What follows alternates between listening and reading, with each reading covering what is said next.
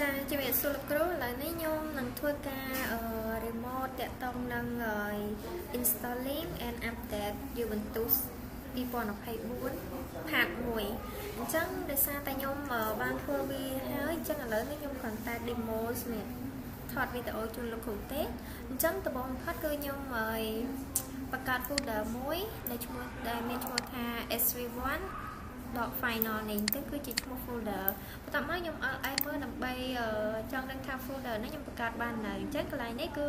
វា load ចេញមកហើយមានន័យថាខ្ញុំបានបង្កើត folder ហ្នឹងឈ្មោះថា SV1 dot final នេះហើយបន្តមកទៀតខ្ញុំក៏ CD ចូលទៅកាន់ folder ហ្នឹងគឺ CD SV1 dot final ហ្នឹងបន្តមកឥឡូវនេះខ្ញុំឈរនៅលើ folder ហ្នឹងហើយគឺខ្ញុំឈរdirect នៅលើ folder SV1 final ហ្នឹងហើយបន្ទាប់មកខ្ញុំចុចខ្ញុំវាយ comment នេះមួយគឺ comment vim ចឹងបន្ទាប់មកគឺខ្ញុំបានប្រើ comment នេះមួយគឺ vim SV1 dot final គឺខ្ញុំនឹងចូលទៅកាន់ SV1 ហ្នឹងដើម្បីផាសនឹង comment ដែលលោកគ្រូបានផ្ដល់ឲ្យអញ្ចឹងឥឡូវខ្ញុំធ្វើការ vim នេះគឺ comment មួយនេះគឺលោកគ្រូបានផ្ដល់ឲ្យ comment ដែលលោកគ្រូផ្ញើឲ្យនេះអញ្ចឹងខ្ញុំ copy comment ហ្នឹងយកទៅដាក់ក្នុង vim អញ្ចឹងនេះជា comment ដែលខ្ញុំបាន copy យកមកដាក់ហើយអញ្ចឹងគឺខ្ញុំបានខ្ញុំជា comment ដែលលោកគ្រូផ្ដល់ឲ្យសម្រាប់ការ install Apache2 MySQL ហើយនិង PHP 8.3 អីហ្នឹងចឹងបន្តមកទៀតខ្ញុំចេញទៅវិញបន្តមកគឺពេលដែលខ្ញុំ install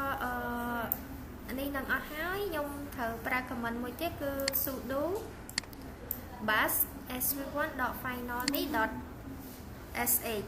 ចឹងនៅពេលដែលខ្ញុំវាយ comment នឹងហើយខ្ញុំ enter មកវានឹងឲ្យយើងដាក់ password អញ្ចឹងខ្ញុំដាក់ password ហើយបន្ទាប់មកវានឹងធ្វើការ install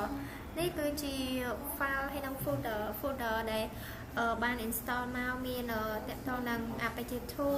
MySQL ហើយនឹង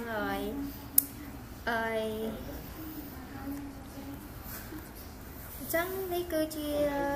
អ្វីដែលខ្ញុំបាន install ហើយគឺវារៀងច្រើនដែរតែ install រួចរាល់ហើយចឹងខ្ញុំសុំ scroll ទៅដល់នៅពេលដែលវាដាន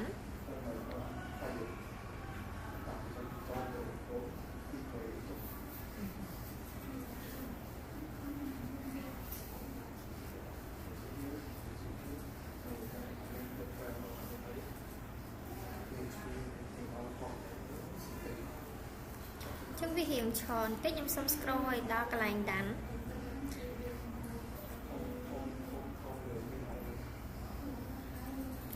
ចឹងនេះនៅពេលដែលខ្ញុំinstall វាហើយគឺវាដាក់ថាinstall finish ចឹងមានន័យថាវា install ចប់រួចរាល់ហើយអញ្ចឹងយើងបាន install តាក់ទងនឹង Apache2 ហើយ MySQL និង PHP install kit នេះបន្តមកទៀតគឺមាន PHP MySQL admin install ដូចគ្នាអញ្ចឹងវាមានទាំងអស់ 4 file ហើយបន្តមកទៀតវានៅក្នុងApache ហ្នឹងគឺវា active ហើយចាអញ្ចឹងនៅពេលដែលយើង install បាន 4 file នឹង 4 នេះនឹងហើយ4យើង install វារួចរាល់ហើយយើងក៏ទទួលបាន HTTP នេះគឺ link អ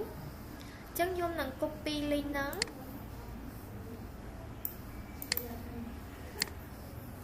ខ្ញុំ copy link ហ្នឹងយកទៅដាក់នៅលើ website ថាតើវាដើរអត់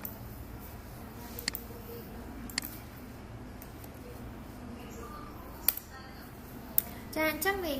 នៅពេលយើង install ហើយពេលដែលយើងយក link ដែលមាន IP 192.168.198/php my admin នេះគឺវានឹងចេញថា php my admin welcome to my នេះមកបន្តមកទៀតពេលដែលចេញប៉ុណ្ណឹងហើយគឺយើងត្រូវតែប្រើ comment មួយ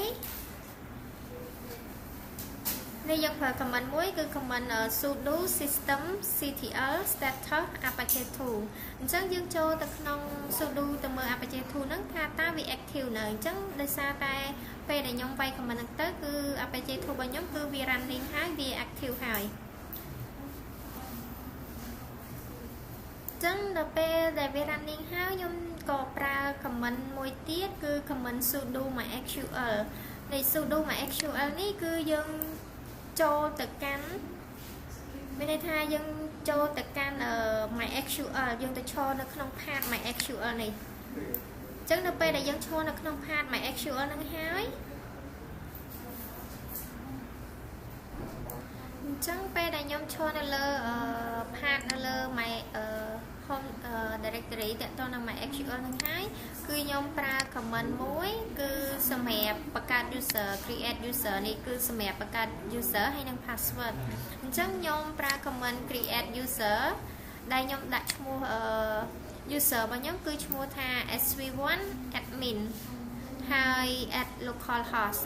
ហើយបន្តមកទៀតគឺខ្ញុំដាក់ password វាគឺខ្ញុំដាក់1 2 3ក៏ប៉ុន្តែ password នេះយើងអាចដាក់ឲ្យ security ជាងនឹងក៏បានដែរប៉ុន្តែដោយសារតែខ្ញុំខ្លាចពេលដែលនេះទៅវាបាត់អញ្ចឹងខ្ញុំសុំដាក់ឲ្យងាយស្រួលយល់គឺខ្ញុំដាក់ password 1 2 3អញ្ចឹងsv1 sv1 admin នេះគឺជាឈ្មោះ user ហើយ1 2 3នេះគឺជា password អញ្ចឹងនៅពេលដែលខ្ញុំ enter វាចុះមកគឺវាដាក់ថា query OK អញ្ចឹងមានន័យថាការ create user ហើយ password របស់ខ្ញុំគឺវាទទួលបានជោគជ័យហើយបន្តមកទៀតនៅពេលដែលខ្ញុំបង្កើតវាហើយគឺខ្ញុំប្រើ command មួយទៀតអញ្ចឹងនៅពេលដែលយើង create រួចរាល់អញ្ចឹងយើងមើលទៅយើងឃើញថា user យើងគឺឈ្មោះថា sv1 admin ហើយនេះគឺវាមាន0 row បន្តមកទៀតគឺខ្ញុំត្រូវប្រើ command នេះមួយទៀតគឺ command grant all privilege on sky.sky to sv1 admin at localhost with grant option អញ្ចឹងដល់ពេលដែលខ្ញុំវាយ command ហ្នឹងហើយគឺវា OK មានន័យថាគឺយើង grant វារួចរាល់ហើយចឹងដល់ពេលដែលយើង grant រួចរាល់ហើយខ្ញុំក៏យកនេះដើម្បីយក user ឈ្មោះ user នេះដើម្បីយកទៅ log in នៅលើ PHP របស់យើងអញ្ចឹងឥឡូវខ្ញុំនឹងយក sv1 admin នេះយកទៅ log in នេះអញ្ចឹងវាមានដោយសារតែមុនហ្នឹងខ្ញុំបានតេស្តហើយអញ្ចឹងហើយខ្ញុំដាក់ password 1 2 3ហើយខ្ញុំធ្វើការ log in ចូល